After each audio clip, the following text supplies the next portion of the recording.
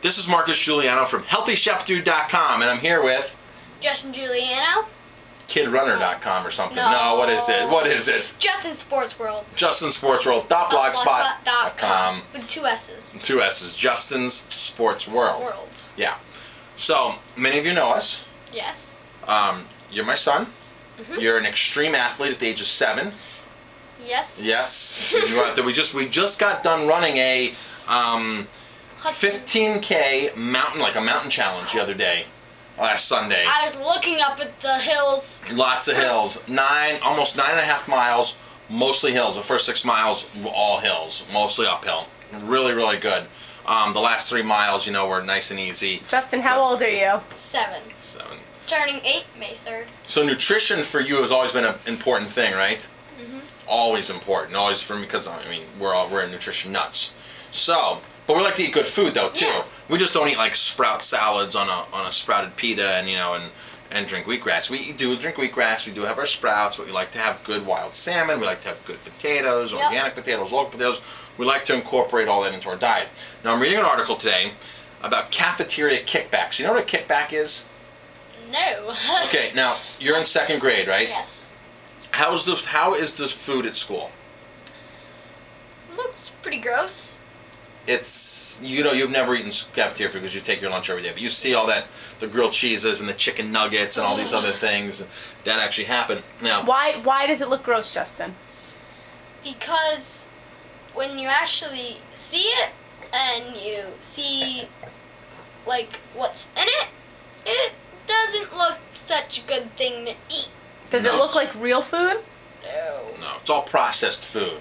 From the pizza and everything, the white bread and everything. Some places are doing a little better. They're doing whole grains. There's still a little portion of whole grains and white flour and corn syrup and trans fats, but some schools are trying to make an effort. Jamie Oliver's new show where he goes in and he really kicks butt and shows them what to do, and gets tries to get all the processed foods out. Really, the processed foods are the killer. The foods that are stuck in boxes and packages, frozen, that are manipulated in a plant with 40 different ingredients. Like you look at a chicken nugget, it has 40 different ingredients in it.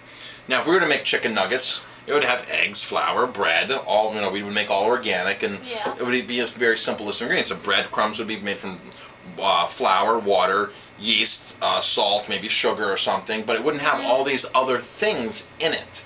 So, I run a horse camp in the summertime, the cafeteria in the horse camp, at the International Riding Camp, and we really strive there for clean food. We try to make everything there. We don't buy processed food. It's really organic, a lot of local stuff. So the kids eat really good at the International Riding Camp in the summertime. And so do I. And so do you. So now I'm reading an article today about cafeteria kickbacks and how it's hard for school systems to really get in tune with what's a kickback? So that little kids know what a kickback is. A kickback is like, let's say there's 2 lemonade stands out there, and you're selling your lemonade for somebody's selling their lemonade for $1, right? So I go to my mommy and I say, Justin's lemonade stand, it's $1. I can have $1, but let's say your friend makes a lemonade stand for $1.20, and they're selling for $1.20. I'm going to buy your $1 one, right? It's cheaper. But how if I went to my mommy? How if the other kid said to me, Marcus, if you buy my lemonade, I'll give you 30 cents back. So I thought, wow, I can make 30 cents. So I go to my mommy and say, Mommy, can I have $1.20? And I forget your price because your price is the cheapest, and I go to the person who's a higher price. And I pay them the higher price. I pay them $1.20. They write me their receipt for $1.20. But then at the end of the transaction, they say, here's your 30 cents back. That's a kickback. So that wouldn't be fair to you because now you're going to lose the business, right? And I'm not going to tell my mommy that you're selling it for cheaper, right? Mm-hmm. Because why would I tell my mommy if I can buy it for cheaper? Because this other guy's willing to give me money back. That's a kickback. Yep. It's called sheltered income. It's a kickback. So there's this might be an out-of-date article.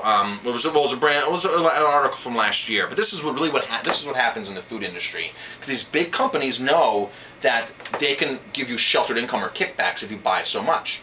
So they'll say, okay, now it might not be in like 1 glass of lemonade. Yeah. That kid might say to me, Marcus, if you buy my lemonade all week or all summer, I'll give you 20 cents back each lemonade. So I'm going to go to my mommy every day and get $1.20, right? Yep. Pay him, get a lemonade a day, 90 days in the summertime. At the end of the summer, he's going to say, Marcus, here's $100, here's $50, here's your kickback. right? So he offers a kickback. So Garlic Farms, which is the big Northeast's biggest milk producer, Wow. was offering kickbacks to Sodexo Marriott. Sodexo Food Service, or Sodexo Food Service is, I didn't mean to say the word Marriott there, but Sodexo is the people who run the school cafeterias. So they went to this company, they were getting kickbacks from the company for the milk. And guess who has to pay for the cafeteria school milk besides the kids? Taxpayers. So people like mommy and daddy who pay their hard-earned money to the school system in Rhode Island, they were paying the school system their taxes, and the taxes were going for kickbacks. So they were purposely paying more so they can get a rebate. You know, so it's really frustrating because the milk was available cheaper out there, and they were getting what's called shelter income. Now, in restaurants, chefs are notorious for this. Chefs will go to food shows. Yep. Chefs go to food shows and buy stuff, and the vendor will say, if you buy your chicken nuggets from us all year and you get enough points, we'll give you a television. So now a chef is going to say, go back to his boss, his country club or his hotel or his restaurant, and not worry about the guy who has a cheaper price, because he knows if he's going to buy Heinz ketchup or chicken nuggets or mayonnaise or tuna fish, and he can buy 100 cases, that he's at the end of the summer, at the end of the season, they're going to come to him and say, here's your voucher for a TV, here's your Yankee tickets, and in some cases, here's your vacation, because they're going to reach these levels. So it's really manipulating the system here. It happens in school systems, and some of these kickbacks go directly to the buyers. They don't go back into the school system. So for instance, like if the school system was getting a legitimate kickback and it was helping the taxpayers with their money and it was lowering costs, but a lot of times it doesn't lower the cost. It increases the cost, and it's a kickback for the person who's actually doing the purchasing as a side bonus that the school doesn't know about, or that the country club doesn't know about, or that the hotel doesn't know about, where the chef's work. You know, I've seen this because I've gone to lots of food shows, to the Cisco food shows and to the craft food shows and to, you know, the Maine's food shows, and I see you go into the food show, you go into this arena and you start buying, and they give you tickets. At the end of the show, you get a stack of tickets and you're like, okay, I have 3,000 points. What can I buy today that has 3,000 points?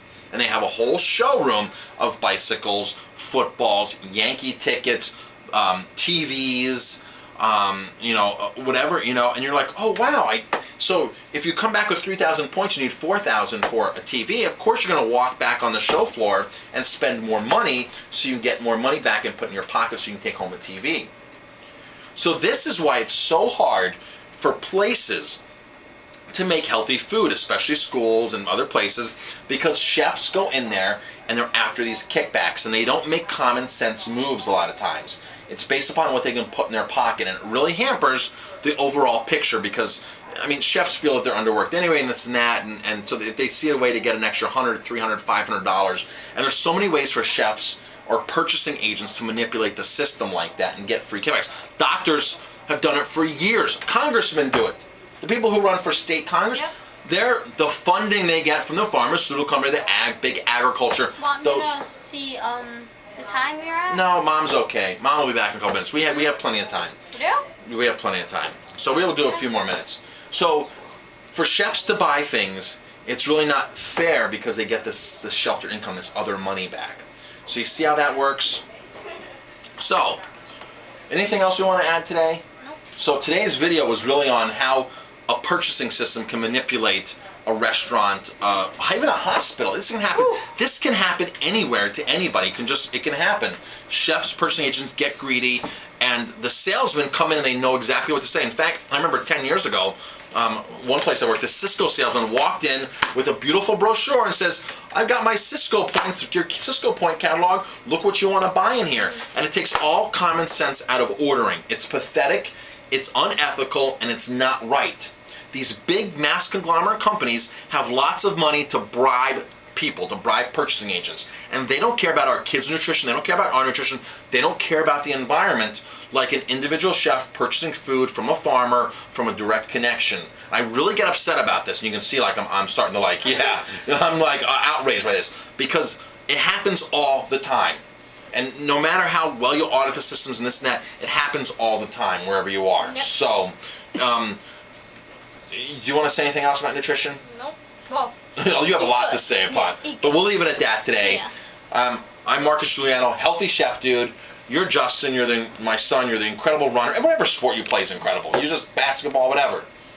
Soccer, you're really good at soccer. Baseball season's coming up. You got practice in an hour and 10 minutes. You got your first little league practice. Yes.